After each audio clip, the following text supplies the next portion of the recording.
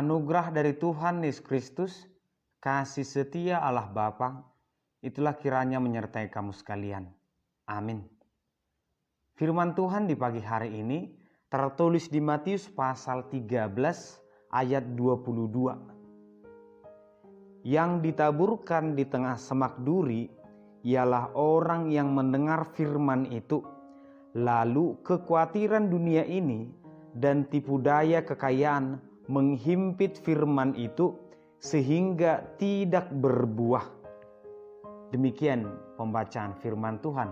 Selamat pagi dan salam sejahtera untuk kita semua. Bapak Ibu saudara terkasih, kita hidup bukan untuk diri kita, tetapi juga untuk orang lain. Kita hidup tidak hanya saat ini, tetapi kita berpengharapan ada kehidupan yang kekal bersama Tuhan. Sehingga untuk masuk ataupun memperoleh kehidupan itu, kita harus memiliki kunci kerajaan itu. Dan untuk mendapatkan kunci itu, Tuhan memberikan firman-Nya kepada kita. Dan dalam firman Tuhan ini dikatakan kepada orang yang mendengar firman, saat itu sebenarnya kunci kerajaan surga sedang diberikan kepadanya. Artinya ternyata kita yang selalu mendengarkan firman Tuhan itu adalah proses yang membuat kita menerima kunci itu. Proses yang tidak bisa berhenti. Seseorang yang mengenal Yesus akan mengetahui bahwa Yesus adalah jalan keselamatan satu-satunya. Tidak ada jalan keselamatan yang lain. Oleh karena itulah ketika kita mendengarkan firman Tuhan, bersukacitalah. Karena firman itu adalah kunci. Firman itulah yang mempersiapkan. Firman itulah yang membekali kita sehingga kita akan menerima kehidupan yang akan datang. Namun dalam perumpamaan di pasal 13 ini tentang orang yang mendengarkan firman Tuhan yang diumpamakan seperti benih yang jatuh di tempat yang berbeda. Ternyata kita mungkin sudah mendengar firman Tuhan, namun perumpamaan ini menanyakan kembali kepada kita, mendengar seperti apa yang sudah kita lakukan. Ada 4 jenis mendengar. Dia hanya mendengar tapi tidak menerima, tidak mengerti. Ada yang mendengar, dia mengerti lalu bersukacita. Ada yang mendengar tetapi karena masalah, maka firman itu tidak bertumbuh. Dan yang terakhir, ada yang mendengar, firman itu dimengerti, firman itu bertumbuh, berakar, dan berbuah. Inilah seharusnya yang ada dalam kehidupan orang percaya. Firman itu harus betul-betul bekerja, bertumbuh dalam kehidupan seseorang, maka kita akan memperoleh hasilnya. Dengan demikian, hanya mendengar firman Tuhan itu tidaklah cukup. Hanya mengerti firman Tuhan itu tidaklah cukup. Membiarkan firman Tuhan berakar itu tidaklah cukup. Harus sampai kepada berbuah. Namun ada 2 keadaan dalam nas di pagi hari ini. Pertama tentang mendengarkan firman Tuhan. Yang kedua tentang himpitan semak duri atau persoalan tadi. Pertama memang bahwa setiap orang harus betul-betul memahami, mendengarkan firman Tuhan dengan sepenuh hati, membiarkan firman Tuhan itu bekerja. Namun pekerjaan firman Tuhan sering terhalang oleh karena manusia itu sendiri, bukan karena alam, bukan karena lingkungan. Jika dalam teks dikatakan ada semak duri yang membuat bibit tanaman itu mati, itu hanya gambaran dalam pertumbuhan iman manusia. Yang mungkin terjadi adalah 2 hal. Benih itu tumbuh bersama dengan semak duri. Yang kedua, benih itu bisa mati karena himpitan semak duri, atau benih itu tumbuh besar dan mematikan semak duri. Artinya ketika benih itu belum berakar dengan baik, maka dia tidak akan pernah bisa mengalahkan semak duri. Ketika benih itu sudah berakar dengan baik, bertumbuh dengan baik, maka dia bisa mengalahkan semak duri. Apakah semak duri yang dimaksud oleh Yesus dalam teks ini? Apakah semak duri yang terjadi dalam kehidupan orang Kristen? Apakah persoalan kesehatan? Apakah persoalan ekonomi? Apakah tentang cita-cita? Apakah tentang zaman? Ternyata tidak. Firman Tuhan mengatakan tentang dua hal, kekhawatiran dan kemauan atau tipu daya kekayaan. Kedua hal ini adalah hal yang sangat mempengaruhi kehidupan orang Kristen ataupun orang-orang yang sedang mendengarkan firman Tuhan pada saat itu. Berpikir tentang apa yang terjadi esok hari. Apakah akan kiamat? Apakah dunia ini akan berakhir? Kekhawatiran itu merusak pertumbuhan iman.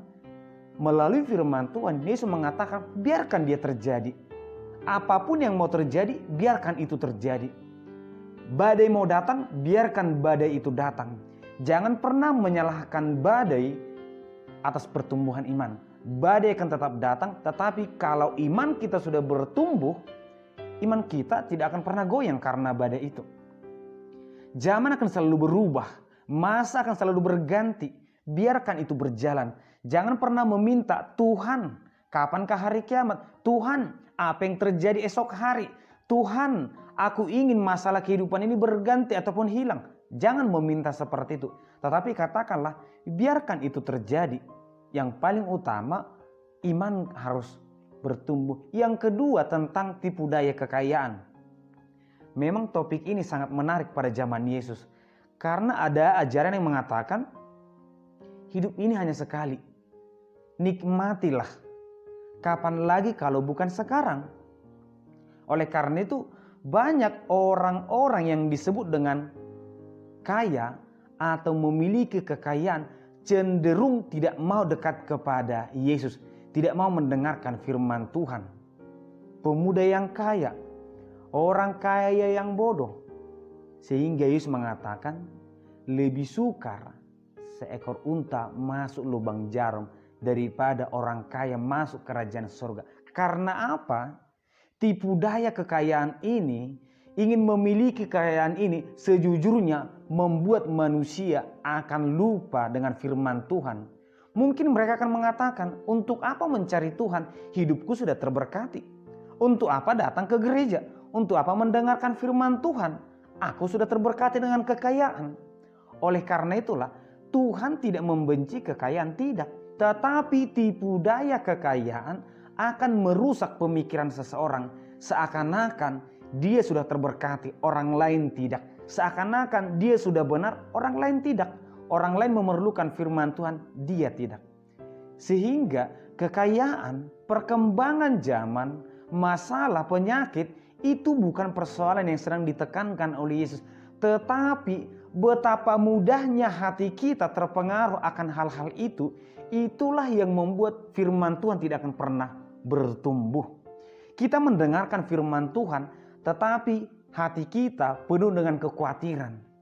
Khawatir akan hari esok, khawatir dengan pekerjaan. Kita mendengarkan firman Tuhan, tetapi hati kita adalah hanya sebatas uang, sebatas materi. Kapanpun firman Tuhan tidak akan pernah bekerja jika hati dan pikiran kita tidak kita serahkan kepada Tuhan. Oleh karena itu, ketika kita mendengarkan firman Tuhan, janganlah hanya sebatas di telinga. Agar kiranya seperti yang dikatakan oleh Yesus melalui nats yang di Yesaya. Kamu akan mendengar dan mendengar namun tidak mengerti. Kamu akan melihat dan melihat namun tidak menangkap. Sejujurnya, nats ini sebagai teguran Yesus. Banyak orang yang sudah mendengar firman Tuhan tetapi hanya sebatas di telinga, namun tidak mengerti sedikit pun. Sudah melihat mujizat yang diberikan oleh Yesus, sudah melihat kebesaran Tuhan saat ini, keselamatan, kesehatan yang Tuhan berikan, tetapi belum mengerti sebenarnya seberapa besar kuasa Tuhan atas diri kita, atas dunia ini. Oleh karena itu, ketika kita mendengarkan firman Tuhan, mari kita biarkan firman itu masuk ke dalam hati kita. Firman itu menuntun hati dan pikiran kita. Firman itu memperbaharui. Dan pada saat itulah firman itu akan berakar, berbuah dalam hati kita. Demikianlah orang yang mendengar firman Tuhan akan berbahagia. Karena firman itu akan membentuk kehidupan yang baru bagi kita. Dan itulah kunci kerajaan surga tersebut. Bapak Ibu saudara terkasih, biarlah kehidupan kita selalu mendengarkan firman Tuhan dan menghidupinya. Amin. Kita berdoa. Terima kasih Tuhan, kami bersyukur di pagi hari ini untuk firman yang selalu Tuhan berikan kepada kami. Terima kasih Tuhan. Biarlah kiranya firman-Mu bertumbuh dan kami menyediakan Tuhan keinginan-keinginan dunia. Kami mengalahkan keinginan daging kami Tuhan. Biarlah firman-Mu yang menguasai kami. Dalam nama anak Yesus Kristus kami berdoa. Amin.